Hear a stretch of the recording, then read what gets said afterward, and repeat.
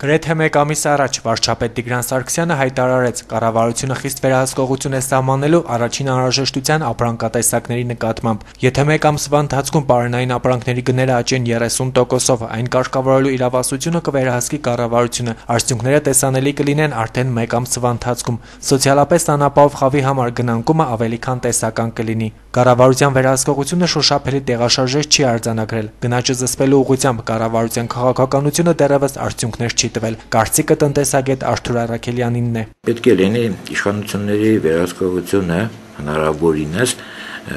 հացի, ցորենի, ալյուրի գների վերաբերյալ։ Առայժմ որևէ տեսանելի հարց, որ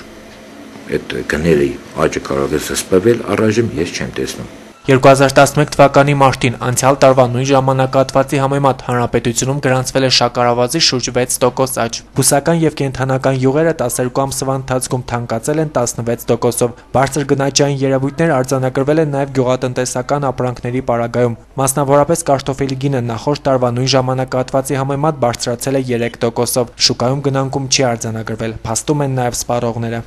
Մի ամիս առաջ եմ եղել նորից առևտուրի նույն գինն է։ Այս խանութն եմ էլի նույն գին, սուրճ եմ կնել նույն գին։ Այսինքն ոչ կնելն է։ Չէ, ես չեմ զգացել։ Ոչ մի փոփոխություն չկա։ Գները նույնն է մնացել, աճում է, փոխանցելու աճում է։ Որորի աճում է գները։ Մարդիկ չեն կարող իրենց ընտանիքները պահել, որովհետև աշխատավարձը ցածր է, շատերը աշխատանք չունեն։ Մենակ կսե ու կանցնի, բալա ջան։ Շնորհակալ ենք իրանի, տես ինչ ցանկություն է։ Մեղք են ժողովուրդն էլ է մեղք, մենք էլ ենք մեղք։ Շորինը կա, էժանցել է, բայց ընտանիքներ է կարող հիմնականում ժողովրդին։ Շորը կրամ ես 5 տարին ես մեր շորը հակնեմ։ Բայց ես կրամ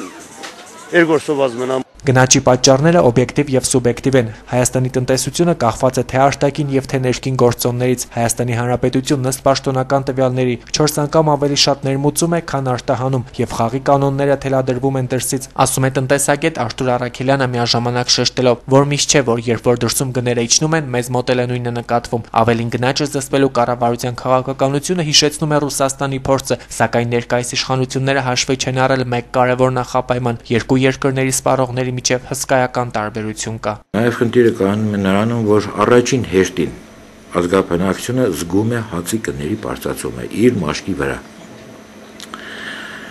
Ռուսաստանը, ի տարբերություն Հայաստանի եւ միաժամանակ անցանալով նաև ցորեն արտահանող երկիրը, Ռուսաստանը մշտապես ունի իր ռազմավարական պահուստը ցորենի։